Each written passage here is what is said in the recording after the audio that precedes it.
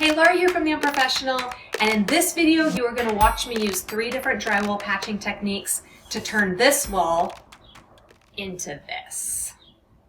If you're a professional or if you're wanting to watch a video done by a drywall professional, this video is not for you. But if you're a DIYer looking for practical tips from somebody who's not a professional on how to patch drywall, stick around. This is the wall that I'm working with. I have 3 holes in my wall, all that require a different kind of patch. For the small holes surrounded by 4 screw holes, I'm going to use a pre-made patch that I got at the hardware store. For the square hole at the top, I'm going to attach 2 pieces of scrap wood behind the existing drywall, and then attach a small piece of drywall to that scrap wood. The placement of the hole at the bottom is tricky, so I'm going to use something called a California patch. But instead of using a 4-sided California patch, which is typical, my California patch is only going to have 3 sides, but the 4th side will be tucked under the molding for the door. I'm going to show you exactly how I do each of these patches, and I'll show you an after shot so you can see how it turns out. The first hole I'm patching is the smallest one, and this is going to be the easiest process because I am using this pre-made patch called the Filma tape. It is only intended for something small like this, but the added benefit is it's going to actually get these out here too. You can use this type of pre-mixed spackling. I'm not going to though. I actually prefer using something like the powder. This is Easy Sand 5. 5-minute working time is kind of short, so probably I should be using something with a higher working time, but it's what I have, so it's what I'm going to use. I start by pouring the compound powder directly into the tray. I add a little bit of water and I use a 4-inch putty knife to mix it together. If it's too dry, I add a little bit more water until it's the right consistency. It should be thick enough to stay on the putty knife, but not so thick that it's hard to spread. Kind of like creamy peanut butter or frosting that you would buy in a container. For this first patch, all you need is the patch kit, some pre-mixed compound or a bag of compound with a tray, a 4-inch putty knife, a sanding block, and a sharp knife. So the first thing I want to make sure is that everything here that's loose is off. It says that I take this off, I put it over, and then I'm going to put a light coat of joint compound. Let's see how this works. Nice. The goal of the first coat is to fully cover the patch, but you don't want to glob it on too thick. I'm going to let this coat dry, patch the second hole, and then for the second coat, I'll do both holes together. Okay, so that's patch number 1. It doesn't look perfect, but I'm going to lightly sand and probably do another coat on it, so it doesn't matter if it's not perfect yet. Let's move on to the second. For the second patch, I need scrap wood, a piece of drywall that fits the hole, drywall screws, a screwdriver, a sanding block, a 4-inch putty knife and an 8-inch putty knife, joint compound and something to mix it in, and mesh drywall tape. I don't know the name of this patch. It probably doesn't have a name. But what I'm doing is I am going to secure some, this is like a piece of molding. I should use something way better than this, but it's what I have. And my motto is just use what you have. Yep. So I am going to use some drywall screws to screw this into place, and then I will screw the patch right into this. And I have my beautiful patch right here. To make a drywall patch, the first thing you need to do is turn the hole in your wall into an even rectangular square and measure it. Subtract 1/8 from each dimension. Start with the larger of the 2 dimensions, and using a straight edge and a knife, score all the way down the piece of drywall that you will use as a patch. Turn the drywall on its side and snap along the scored line. Use that piece and do the same with the other dimension. The easiest way to cut the back once you've scored and snapped it is to have the 2 pieces at a 90-degree angle and just cut along the crease.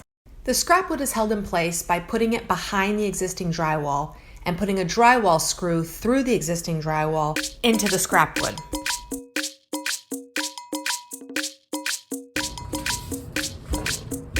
Also wear safety glasses, better late than never, right?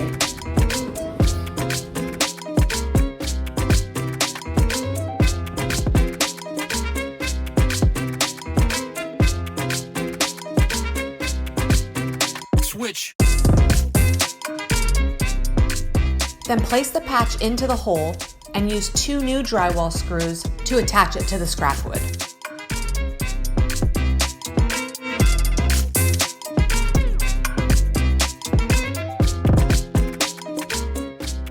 If you're like really good at drywall, people I've seen them cut the tape with their cutting knife. I'm not that good, so I have to use scissors. Switch.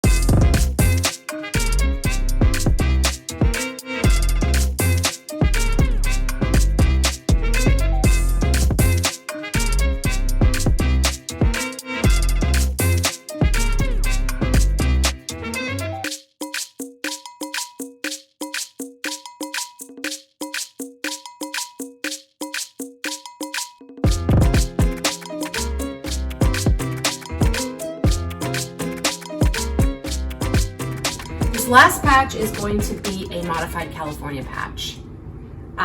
Modified because it's going to be a 3-sided California patch. This might not work, but I think it will work because the 4th side is actually going to be held in place here with the molding of the door. So let's try it out. Start with a piece of drywall that's bigger than your hole on all sides by about 1.5 inches. Line it up and make score marks where the hole is. You want to make your score marks just inside the hole so that when you have the patch cut out, it's going to fit inside. Okay, so these are going to be my first marks. And then I'm going to do the same thing here, but just to one side, like I said. Go like,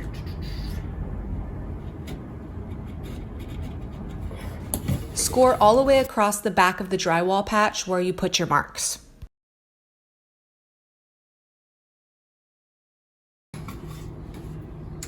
So this is for a 3-sided California patch. For the normal 4-sided California patch, you would have another one right here.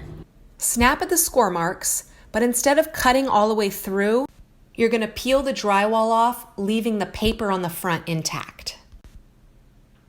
All right, so that makes my patch, and then this is in place of the tape. Now the 3-sided California patch is going to be a challenge, but I'm going to make sure I mud this really well, and I'll just kind of show you how I do it. I want to make sure I get it in there. It's kind of gross. That's okay. Just really make sure it's in here, and then also on top. You want to go out a ways because my patch has, I don't know, about 1.5 inches or 2 inches here. So that's how I want to. And then the part that's in here, it's going to kind of adhere to the inside of the patch. And it doesn't matter if it's perfect. I'm trying to work fast because my mud is going to dry. Seriously, get mud that doesn't dry so fast. All right, I think that is probably gonna work. And this is the side that I cut off. So let me see here. Put it in here. And just going to. Now, less is more with this. You don't want to go too crazy because if you do, you will ruin your patch.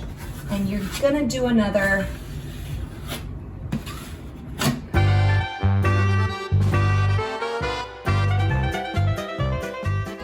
The instructions on this joint compound say to put a second coat when it's hard but not totally dry, which is great because I hate waiting for things. To get a nice smooth finish, use at least an 8-inch drywall taping knife. Feather the compound by applying more pressure towards the edges and less pressure towards the center where the patch is. Try to spread it as smooth as possible, but don't worry if you have ridges, you can always go over that with a sanding block. And if you find yourself with holes or divots, just wait for it to dry and go back over with another thin coat of mud and sand. I'm putting a second coat on the California patch, And then I'm gonna let it dry, sand it, paint it, and I'll show you what it looks like afterwards. And I think it's gonna be great. I hope it's gonna be great.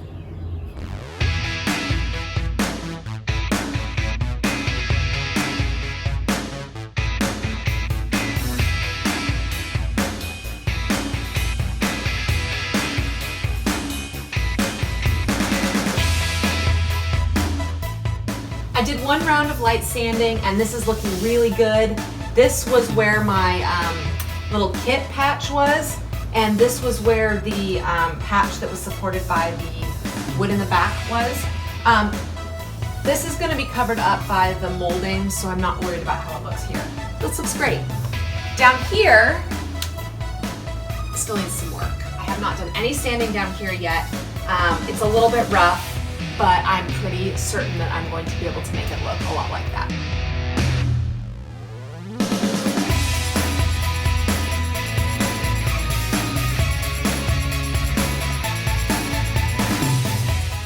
And there it is, a totally normal wall. It's a bit anticlimactic, but with drywall, that's the best you can hope for. Thanks for watching. This has been Laura from The Unprofessional. To see written instructions for this project and other DIY projects, visit my website, theunprofessional.com. And if you like this video, please don't forget to click the like button and subscribe.